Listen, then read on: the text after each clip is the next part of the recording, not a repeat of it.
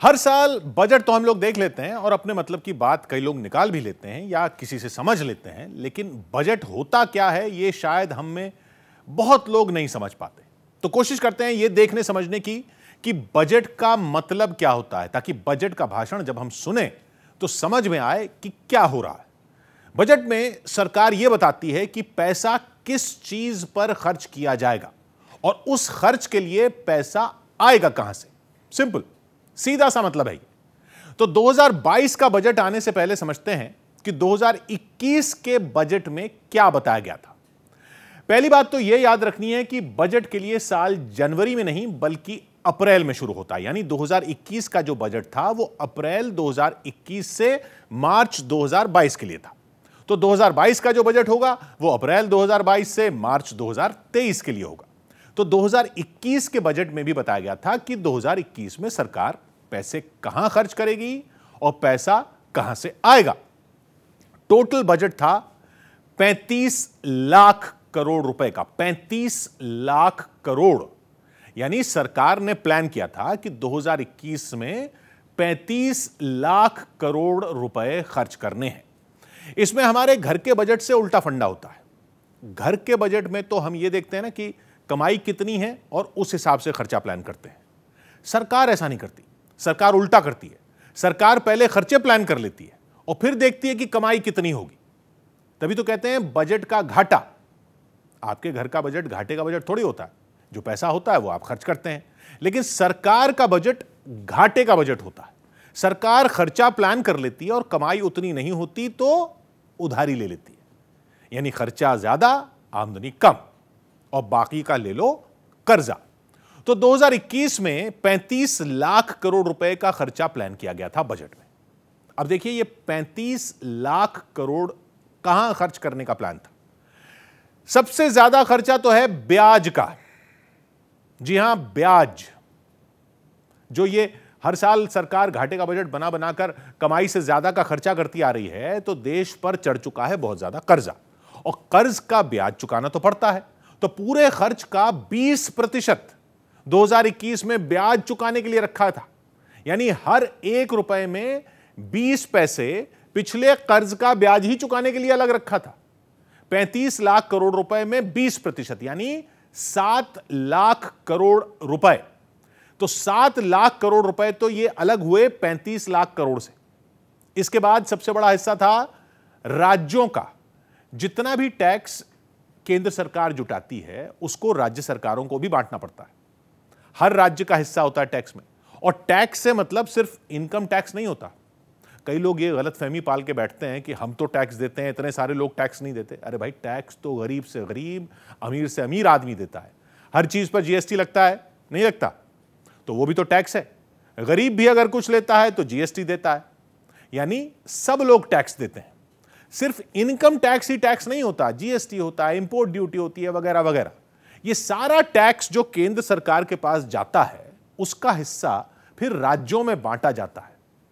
तो यह प्लान था कि टैक्स का जो हिस्सा राज्यों को देना है वो 2021 में हिस्सा 2021 के कुल खर्चे का 16% बैठेगा। यानी हर रुपए में 16 पैसे राज्यों को दिए जाएंगे। यानी टोटल 35 लाख करोड़ में 5.5 लाख करोड़ रुपए, 5.5 लाख करोड़ राज्यों के। तो एक बार फिर देखिए, 35 लाख करोड़ में 7 लाख करोड़ रुपए हुए ब्याज के, 5.5 लाख करोड़ हुआ राज्य सरकारों का टैक्स का हिस्सा। मतलब 35 लाख करोड़ में ये दोनों मिलाकर हुआ 12.5 लाख। बाकी बचे 22.5 लाख करोड़। बाकी बचे 22.5 लाख करोड़। इसमें भी राज्यों की इकाइयों को फाइनेंस कमीशन के हिसाब से पैसा देना होता है। अब आप सोचोगे कि ये कौन सी इकाइयां हैं, तो बहुत सारी होती हैं, जैसे पंचायतें, नगर परिषद, नगर निगम वगैरह। इन सबको भी केंद्र सरकार से पैसा मिलता है। फिर आपदा में काम करने वाली इकाइयां होती हैं, जैसे एसडीआरएफ। पूर्वोत्तर के राज्यों को ग्रांट वगैरह भी दिए जाते हैं केंद्र से।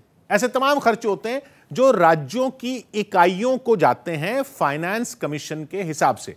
और ये खर्चे 2021 के लिए प्लान किए गए थे टोटल खर्चे का 10%, यानी 35 लाख करोड़ में 3.5 लाख करोड़ इसके लिए थे। तो 7 लाख करोड़ ब्याज के, 5.5 लाख करोड़ राज्यों का टैक्स में हिस्सा और 3.5 लाख करोड़ फाइनेंस कमीशन के हिसाब से राज्यों की लोकल इकाइयों को, जैसे पंचायत, नगर निगम वगैरह। यह कुल हुआ 16 लाख करोड़। 35 लाख करोड़ में 16 लाख करोड़ यह हो गए, बाकी बचे 19 लाख करोड़। इसके अलावा एक बड़ा खर्चा होता है केंद्र सरकार का पेंशन का। रिटायर हो चुके सरकारी कर्मचारियों की पेंशन में बजट का 5% खर्च होना था 2021 में, यानी 35 लाख करोड़ में 2.25 लाख करोड़। तो बाकी बचे 19 लाख करोड़ में 2.25 लाख करोड़ तो हो गए पेंशन के, तो बचे 17.25 लाख करोड़। इनमें भी बड़ा खर्चा आता है सब्सिडी का, खाने की सब्सिडी, खाद पर सब्सिडी, तेल पर सब्सिडी, कई तरह की सब्सिडी जो सरकार देती है, उस पर खर्चा भी तो आता है। वो खर्चा पिछले बजट में रखा था कुल खर्चे का 9%, यानी 35 लाख करोड़ टोटल में लगभग 3.25 लाख करोड़।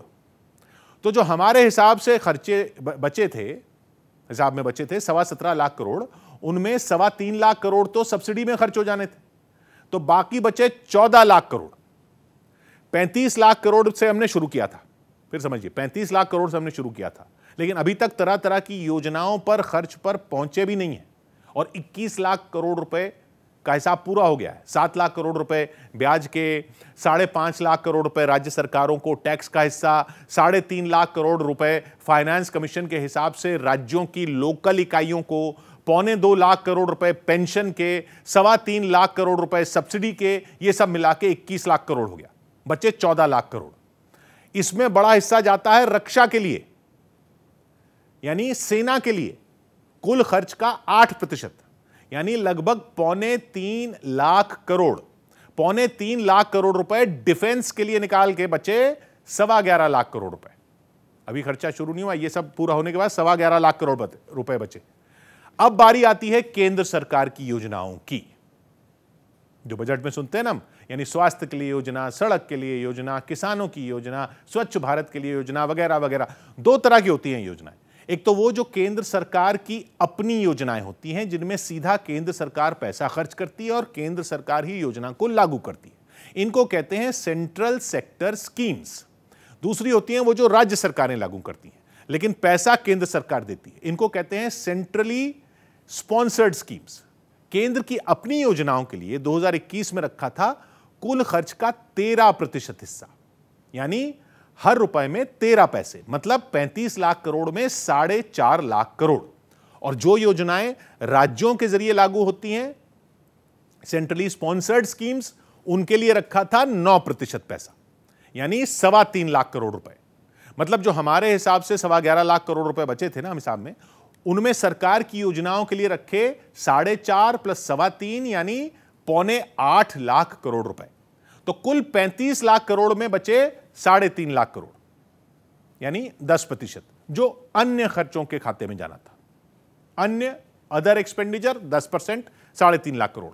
ऐसे बटे थे ये 35 लाख करोड़। एक बार फिर समझते हैं, 35 लाख करोड़ टोटल, 7 लाख करोड़ रुपए ब्याज के, 5.5 लाख करोड़ रुपए राज्य सरकारों को टैक्स का हिस्सा, 3.5 लाख करोड़ रुपए फाइनेंस कमीशन के हिसाब से राज्यों की लोकल इकाइयों को, 2.25 लाख करोड़ रुपए पेंशन के, 3.25 लाख करोड़ रुपए सब्सिडी के, 3.25 लाख करोड़ रुपए सेना के लिए, 4.5 लाख करोड़ रुपए उन योजनाओं के लिए जो केंद्र सरकार लागू करती है, और 3.25 लाख करोड़ रुपए उन योजनाओं के लिए जिनका पैसा केंद्र सरकार देती है लेकिन लागू राज्य सरकारें करती हैं। और लास्ट में 3.5 लाख करोड़ के अन्य खर्चे। 35 लाख करोड़ का खर्चा तो प्लान कर लिया सरकार ने, लेकिन ये 35 लाख करोड़ आने कहां से थे, उसका भी प्लान पेश किया जाता है बजट में। तो एक तो ये खर्चा, फिर आते कहां से, कि पैसा आएगा कहां से। पिछले साल भी बताया गया था कि 35 लाख करोड़ रुपए का खर्चा कहां से पूरा होगा। आप सोच रहे होंगे टैक्स से आएगा और कहां से आएगा, तो आपकी सोच सही है, लेकिन पूरा पैसा टैक्स से नहीं आ पाता। टैक्स में सबसे बड़ा हिस्सा होना था जीएसटी का 15%, मतलब कुल 35 लाख करोड़ खर्चे का 15% आने का प्लान था जीएसटी से, यानी 5.25 लाख करोड़।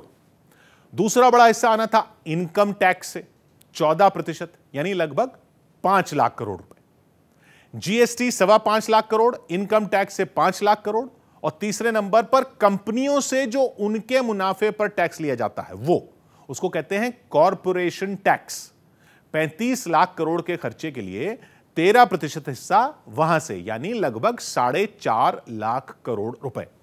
तो जीएसटी से 5.25 लाख करोड़, इनकम टैक्स से 5 लाख करोड़, कॉर्पोरेशन टैक्स से 4.5 लाख करोड़ रुपए मिलाकर हो गए 15.25 लाख करोड़ रुपए।